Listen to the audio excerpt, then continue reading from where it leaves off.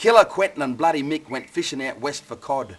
They took Reshi along as their spiritual guide. He was known as the Jam Tin God. The trek had been planned for 6 long months and all was now in order. They were ready to go to the great beyond, just north of the Queensland border.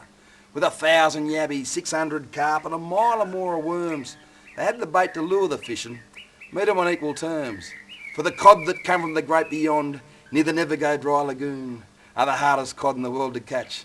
They don't waltz to the fisherman's tune. Well, the 4-wheel drive was sardine packed, the trailer stacked 10 foot high, with boats and tackle and food and grog. The boys weren't going to go dry. They got to the river the crack of dawn, an eerie mist on the water. The Jam Tin God stood up and proclaimed, "Bringeth the land for the slaughter." They set their lines, they made their camp. Then Killer opened a beer. He drank a toast to a healthy catch and said, "Tell the cod we're here."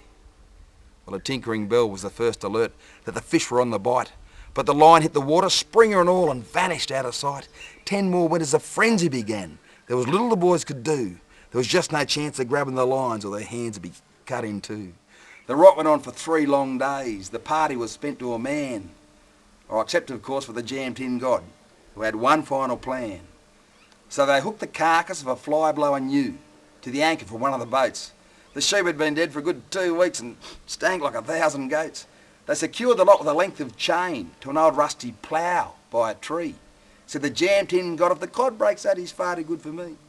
Well, they whistled their way to their sleeping bags. It was a jovial fisherman's choir. Then Quentin sang some Al Jolson songs by the flickering light of the fire. They drifted off to the land of Nod, but soon awoke in fright as the murderous sound of a fish-drawn plough came thundering through the night. The plough was headed straight for the camp, the chain was glowing red. Gum trees snapped like matchsticks and the boys thought they were dead. But Bloody Mickey cracked the whip and said, "Quick, get in the truck. We can catch this sucker with half a chance and, give it an ounce of luck." So they followed the plough for an hour or so, till the fish had finished its run. Then they tied the chain to the 4-wheel drive and the battle had begun. Killer jumped in the driver's seat and with a look of satisfaction said, "The bloody cod's as good as caught. Get ready for some action." Well, the engine roared, the tyres spun, the boys were pushing hard.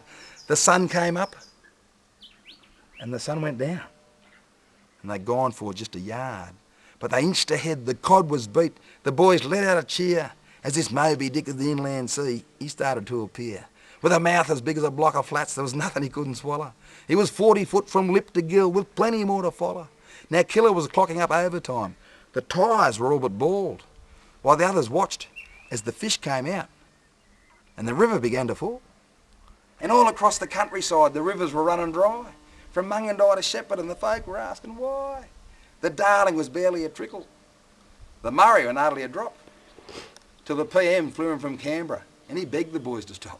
See, drought had hit the country bad and they'd finally found the cause. So the boys cut loose that super cod to national applause. The river levels rose again, the tragedy averted. The fishing party headed home a trifle disconcerted. Now they'll tell you they've captured some big cod since, but the biggest without a doubt was the monster they caught but had to release to save the land from drought.